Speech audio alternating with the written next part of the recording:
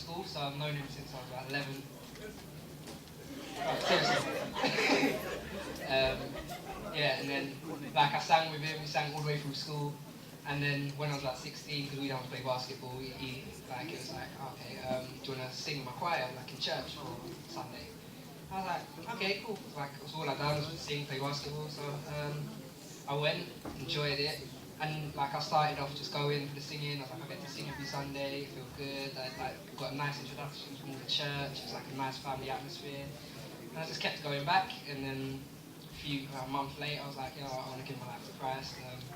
Got saved, made the decision. A year later, I got baptized. So.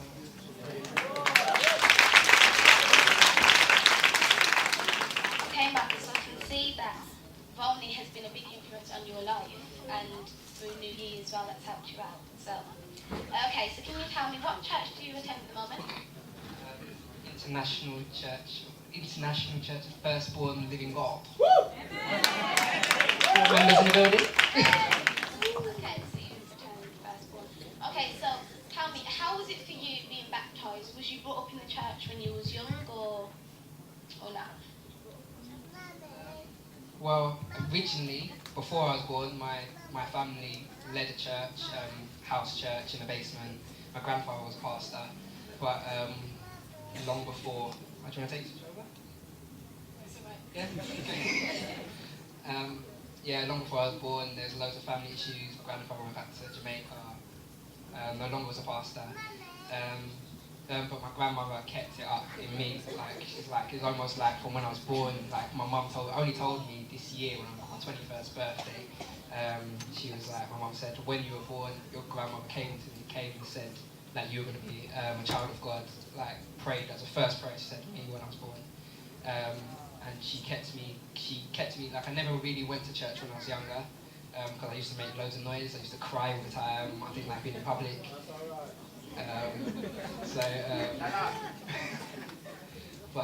Yeah, she used to teach me from the Bible. I first learned to read from the Bible. That was the first words I ever read was from the Bible. I first learned to pray with my grandma. She taught me how to sing. By the Rivers of Babylon when I was like 4. There's a mixtape with loads of family members all singing the same song, one after the other, for like every child after the last 25 years. So that was pretty much the start for me in Christ and stuff. But as I got older and I never spent as much time with my grandparents and stuff, and I was at home a lot more. I never really went to church. I was just at home, playing PlayStation, watch Sky, watch Cartoon Network, watch Dexter's Lab, Hey Arnold, Cat Dog, Powerpuff Girls.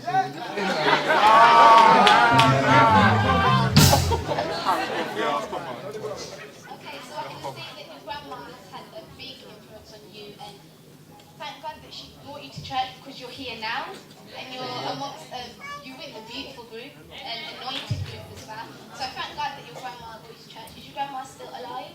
Yeah, she still is. She doesn't actually attend church.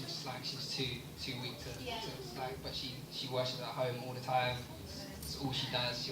I'll come into the house. She'll ask me, "Are you hungry?" Yes. Or have you eaten? I'll be, yeah, I've eaten. You look like you're losing weight. I'm gonna feed you. She'll cook. And moment dinner's on the table. It's like, how's church? How are you getting along with Christ? How's your relationship with God?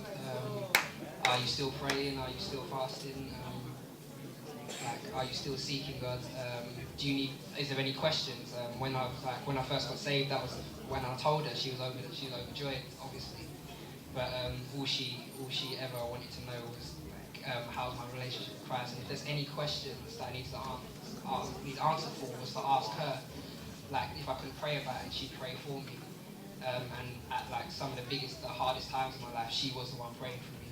Along with Nui and Ronnie and his mum, who's like my second mother.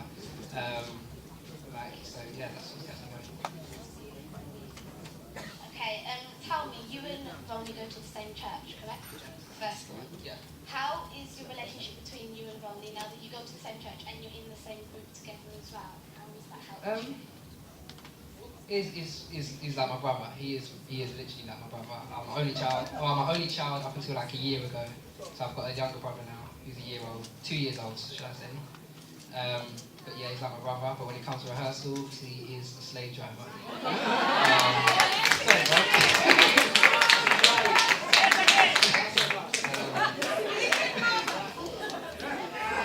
If your notes aren't on point, he'll call you up on it. But at the same time, if you're not doing something right in your life, if he can see that something's not right in your relationship with Christ, if you're not walking right, he'll pick up on it and he'll go straight to you and say it, which is a lot. There's a lot to be said because a lot of people do try not to confront you when they can see you're doing something wrong, but they don't know, is it right? Is it right for me to intrude in this person's life? But he is my brother, so he will just come in and be like, fix up, and that's it. So. I thank God that we've got Bonnie there to put you back into place, because sometimes we do step out of line, but it's good we've got our brothers and our sisters there to push us back into line and keep us back on track. Okay, so tell me, as you've been a part of this group now, for how long? 5 years. 5 years, wow, okay. So, Coming for 5 years, yeah. Okay, so tell us, what struggles have you been through with this group? With this group? Oh, man. There's always struggles. Well, for me, biggestly was insecurity issues. I've always been quite insecure. I've always been quite shy from before I was in the group, due to a lot of things at home with my mum, my dad, issues that were from when I was small. I never really trusted my parents really, so I never really stayed with them. I was always with my granddad or my uncles or my aunts, and they were quite when I was younger, I was quite unreliable. So when I first got to New Year, I was quite ignorant. I was just like, okay, I'm saved now. I can go to God and I can do everything, and everything's gonna work out. But that was never the case. It was like you think that things are always gonna go away and be like, okay, God's in my life, things are just gonna sort themselves out. God's gonna fix it. But you have to be seeking answers yourself. You have to be going to God in prayer, and that's with me. That's what they've always done for me. They've always just stayed with me in prayer. There's times where I was just blatantly out of line. I was skipping church. Tell little white lies to get myself out of trouble if I've done something wrong. But they pick up on it and it's like, you know what, you need to fix up. So. And that's what's brought me here today. And one thing, I'll just say it now, I just want everyone to know now is that your past, people always get caught up in the past and things that are going on, but it's the journey that journey and those things that have got you to where you are to now. That has built up your relationship with Christ. If you never went through that journey, your relationship with Christ would not be as strong as it is now. So.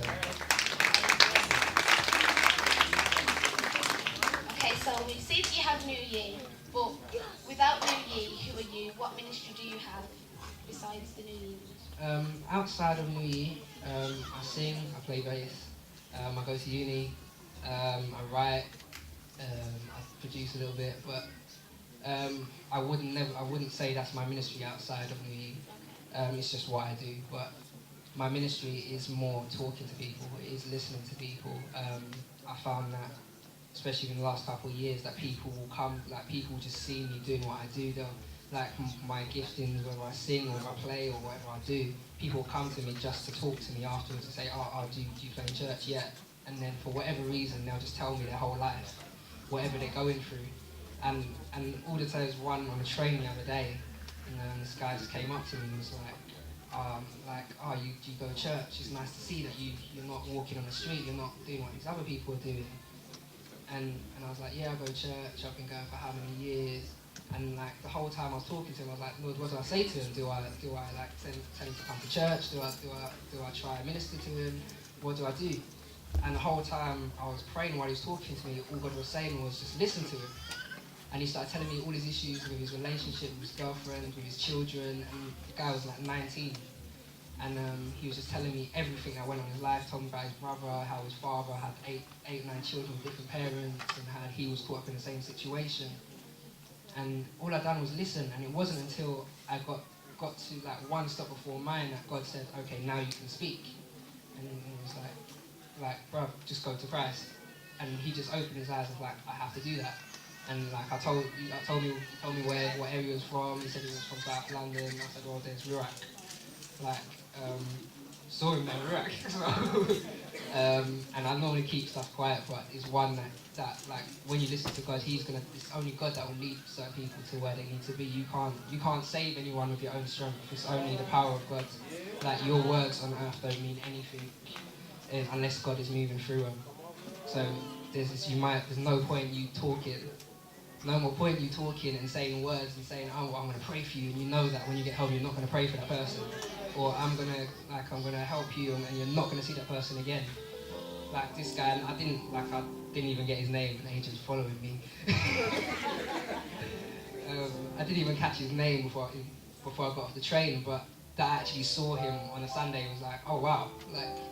Like if I started speaking for this half an hour journey and started going on about Christ, he would have probably just got annoyed and been like, why are you telling me about like how to live my life? I've lived 19 years by myself. I'm a father with 3 kids and whatever, and how can you tell me how to live my life? And I haven't gone through any of that. But the fact that I actually listened to him before I said anything and allowed God to lead me in what I did, the few words that I did say, that it actually made a difference. So.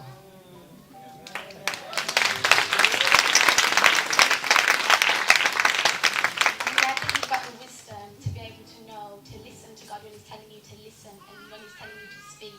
And I'm glad that you followed it. Tell us why you decided to pick that song to sing. It was one of the first songs I learned. I went to Firstborn for a good couple of years before I learned any of the songs.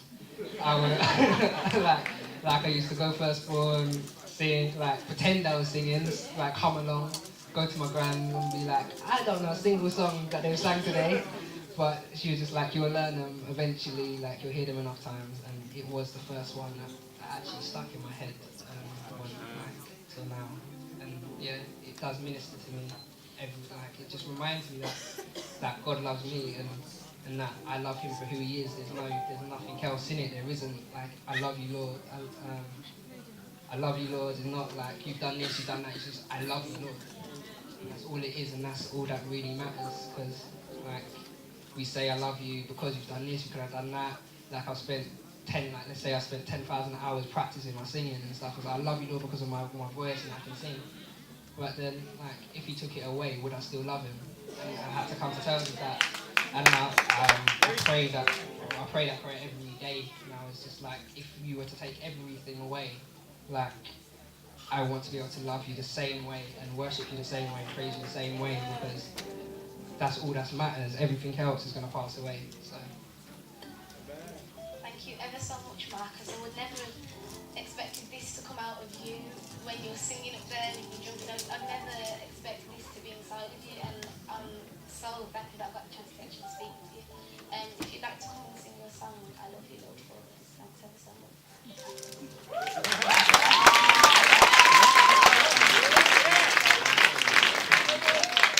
Under spot? Yeah. Feels like under spotlight now. I love you, Lord, and I lift my voice to worship you. Oh, my soul, rejoice. Take joy, my King, in what you hear, and let it be a sweet, sweet sound in your ear. I love you, Lord, and I lift my voice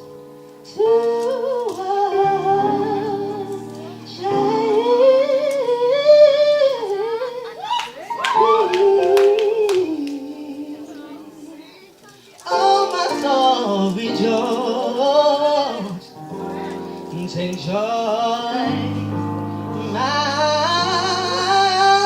King on in you hear, and let it be a sweet, sweet, sweet, and let it be a sweet, sweet, sweet, and let it be a